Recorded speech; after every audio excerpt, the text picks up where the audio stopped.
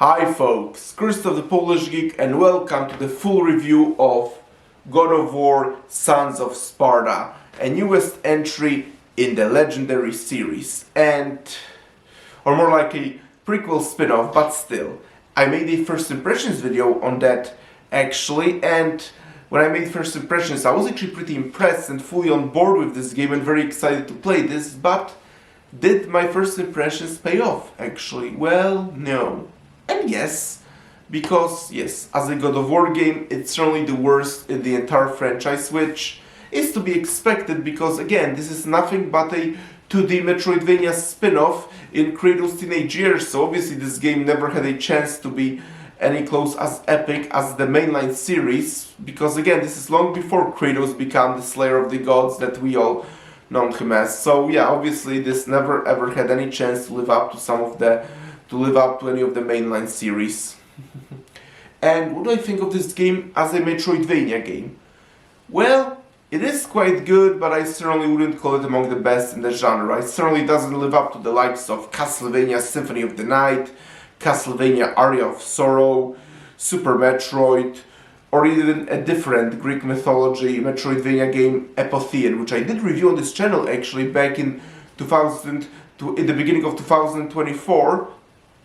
But ultimately, I'm really glad I beaten it. Yes, it does. Yes, the first few hours are actually quite tedious, and I was this close to putting the game down, but thankfully, the game does pick up later on, and the story payoff is really great. And yes, I do think the story of this game is quite good. It might actually be certainly one of the best parts of this game actually, and why I persisted for the first few hours, which again are pretty tedious. So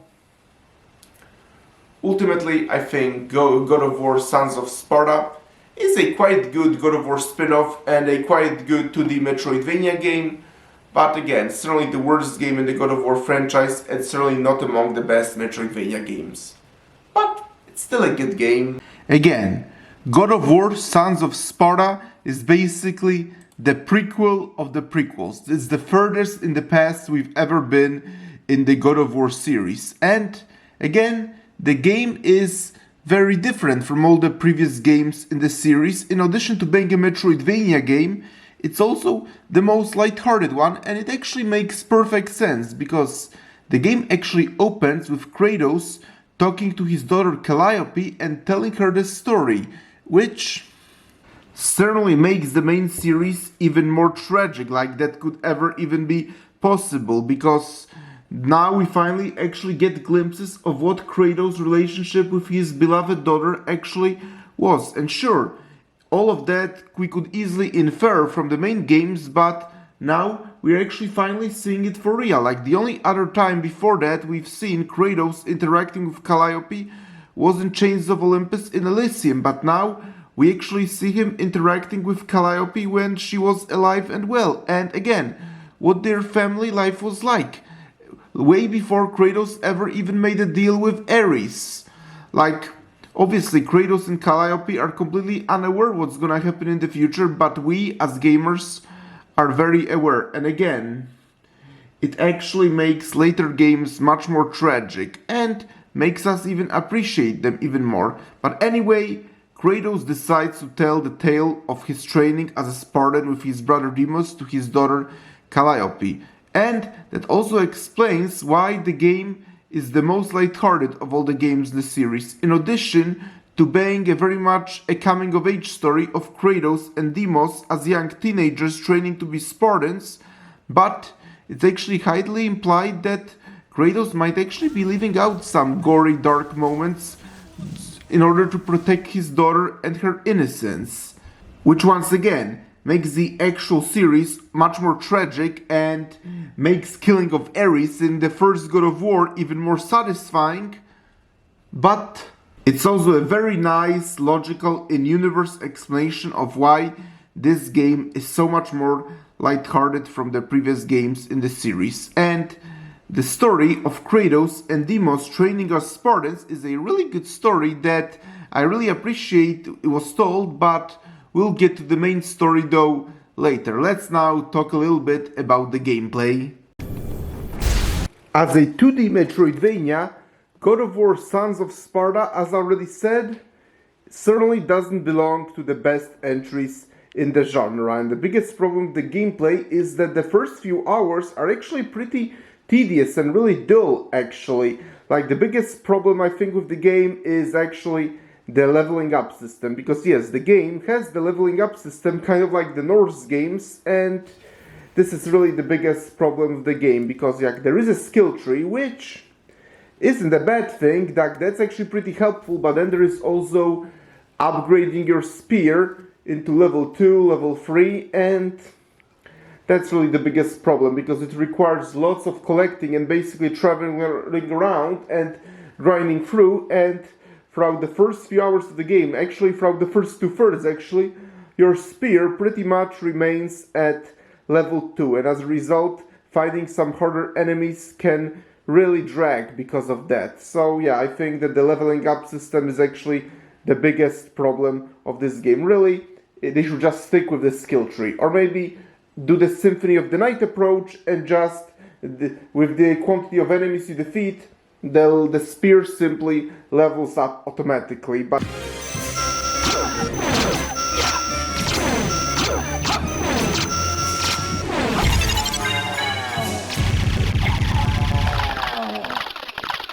yeah, the leveling up system here and upgrading your spear, that's really the biggest problem and kinda makes the first few hours of the game really boring and dull. Because the first few hours are such a slog, plenty of players actually understandably put the game down because of that, and I was tempted to do it as well, but thankfully I actually persisted, partially so I could review this game for you guys, but because I persisted, and I'm glad I did, because this is like one of those, like, imagine a really slow and boring movie, but then the payoff is really amazing, and I say this is very much that, because once you level up well enough and also get new abilities that actually help you to travel to new areas, that's when the game becomes a really fun and really enjoyable Metroidvania. As a 2D Metroidvania, God of War Sons of Sparta has pretty much what would you expect from the classic Metroidvania genre. There is plenty of platforming, which is pretty good and well done for the most part, and I also do like the map and level design, and every area and corner is pretty unique and different from one another, and in many ways the game actually has a lot more in common with the Norse era games than with the Greek era games. Even though, again, it's a prequel of the prequels and decidedly taking place in Greece during the Kratos Greek years, probably even before he knew that any of the other pantheons existed. And in addition to the aforementioned leveling up system, there's also a journal where we get information about the enemies, lore, allies, and as well as items. Though that makes me even more wary and unhappy about the original trilogy being remade. We just learned from the leaks that the gameplay is going to be very different, which certainly doesn't make me happy. Gameplay was one of the most defining and appealing things about the original Greek games, so it's probably the last thing that should ever be changed about them, but unfortunately that seems like it's going to be the case. Sad. And I'm not one of those old games only guy. I love both Greek and Norse era games. Like, I don't see the reason why can't you love both, and I very much love both. But I think Greek style gameplay worked great for the Greek games, whereas the Norse gameplay works great for the Norse games. Like, we're not gonna be getting Norse games with the Greek era style gameplay, so why should the opposite be the case? But oh well. And again, each era should stick with its own gameplay style. Really not happy about the remake, but we're going off on a tangent. Again, the gameplay actually nicely combined Greek style gameplay with Norse style while having its own unique style of 2D Metroidvania, and I think it works very well in the game's favor again, because first and foremost this is a prequel spin-off not tied to the mainline games.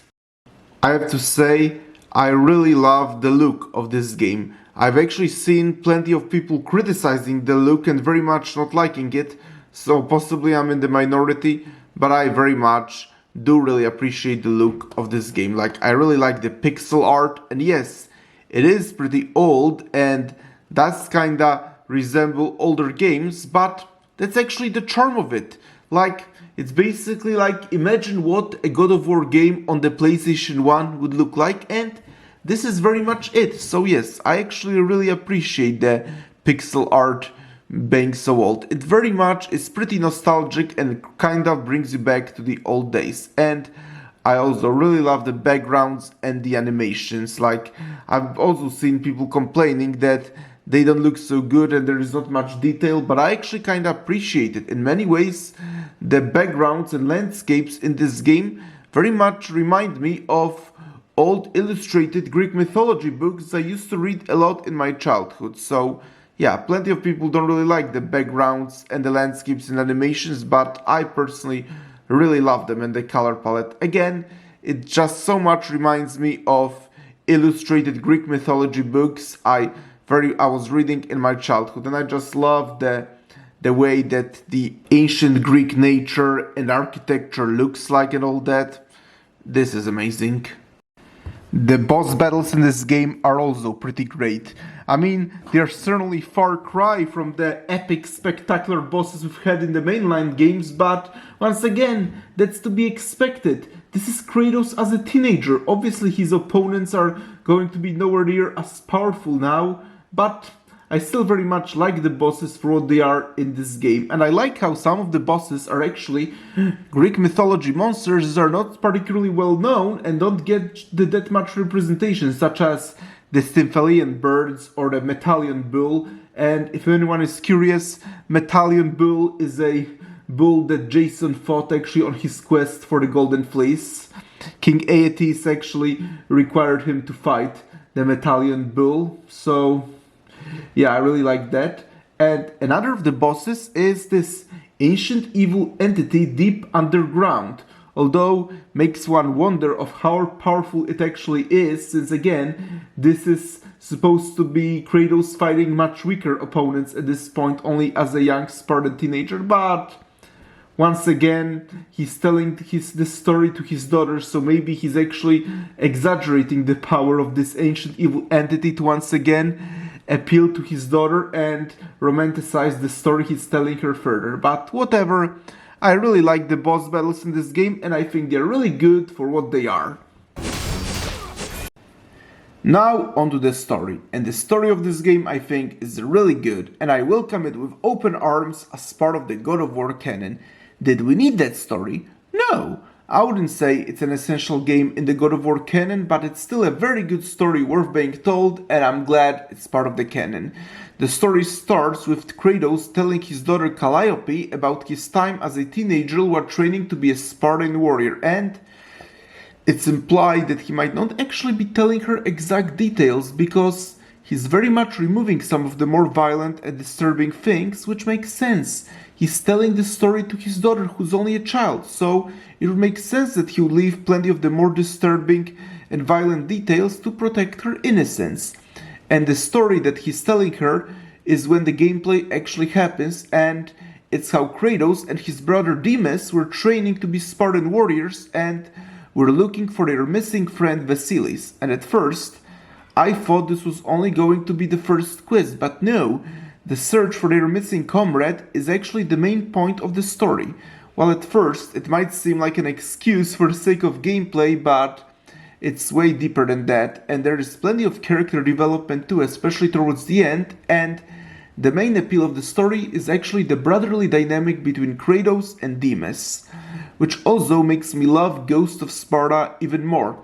I was always a huge fan of the Ghost of Sparta. I think it's an incredible entry in the series, and I always thought that the dynamic between Kratos and Demas there was really great, but now thanks to this game, it's even better. This game makes already a very emotional brotherly moments in Ghost of Sparta even more emotional. Yep, this game managed to make an already awesome game even better. And Kratos and Demas meet plenty of interesting characters, and one of my favorite parts in the story is when Atreus of Sparta is mentioned, so we now know where Kratos got his name for his son, and Calliope, who's listening, is even saying, "You always talk about Atreus with such respect. I wish I could have met him." As do I. And that makes it even more emotional when we know that this will be the name of her future half-brother that she won't ever meet. Or maybe she will. I do hope that maybe in the future games, Atreus will meet the ghost of Calliope, and that would actually be a great payoff to this moment, and just amazing how Atreus would meet his deceased half-sister he never knew existed. I really do hope that Calliope will have some role in the future, and Atreus very much learns about her. And the ending of this game is very emotional, and the way the story is told is certainly once again more in the style of the Norse games. It's way more character driven and very dialogue heavy, which admittedly can also get boring and dull sometimes. Like, I didn't mind Norse games being so dialogue heavy because their gameplay style was perfectly suited for that, but I don't think 2D Metroidvania though is suited for so much dialogue. Again, it's a really good story and I like it a lot, but I think some of the dialogue could have been cut and replaced with some of the gameplay moments. And by the way, I'm also going to now debunk the silly myth that Norse era games have a better story. God of War series always had a great story. Norse era certainly focused a lot more on Kratos' character development, but if you played the series, you'd understand God of War always had an amazing story, and the franchise really works best as part of the whole continuity.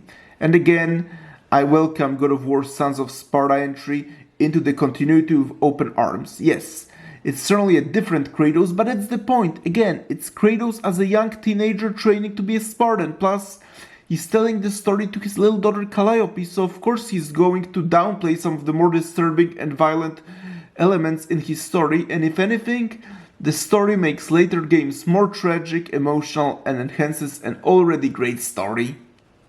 So, ultimately, God of War Sons of Sparta is pretty much what it's meant to be. A 2D Metroidvania God of War game about teenage Kratos and his brother Demas. It's certainly the worst game in the franchise, but again, that's not really a big deal because, again, like, there's no way that this game ever had any chance to live up to any of the mainline games in the series, and if you complain that it's nowhere near as epic and the Kratos is a far cry from the Kratos we know him as, well, then I don't know what we're expecting. And again, this is a teenage Kratos. This is Kratos long before he even knew that he was gonna become a slayer of the gods. This is Kratos in his teenage years, nothing else. And I still think he's actually way more powerful than he's supposed to be at this point with some of the things he slaughtered, but oh well, gameplay reasons. Yes, first few hours are pretty tedious, but thankfully I think like by later when you start you've actually leveling up and actually gaining new abilities that let you travel to new places. That's when I say the game very much gets on its feet, and I think that the ultimate payoff is very much worth playing the game. So ultimately, do I recommend God of War Sons of Sparta to fellow God of War fans? Well, if you in addition to being a God of War fan, you're also a fan of 2D Metroidvanias, then yes, I very much would recommend this game. If you're not a fan of Metroidvanias, then no, I absolutely would not recommend it. If you're a God of War fan but don't like 2D Metroidvanias, I probably wouldn't recommend this either. And if you're expecting a epic God of War game, kind of like all the mainline entries, then yeah, I wouldn't recommend this either. That said, if you're someone with an open mind who understands that this is just meant to be Kratos in his young teenage years, and that this is a very different game with a 2D Metroidvania about teenage Kratos, and you are very much interested in Kratos' young years and his relationship with his brother Demas, if all of that interests you, then I do very much recommend God of War Sons of Sparta. So, do I recommend this game or not? In the simplest terms, depends what you're expecting really. But personally, I end up really enjoying this game. I think it's a welcome entry in the franchise, and I'm glad we saw more of the backstory about Kratos. Not that like I felt we ever needed it, but I still think it was welcome to see it. So yeah, I'm glad I experienced this game and the story. So ultimately, I really enjoyed God of War Sons of Sparta, even though, again, it's certainly the worst game in the entire God of War franchise, which, once again, is to be expected anyway. So, thank you guys for checking out this review. Press the like button. Please subscribe to this channel, and I'll talk to you soon in another video. Talk to you then. Bye.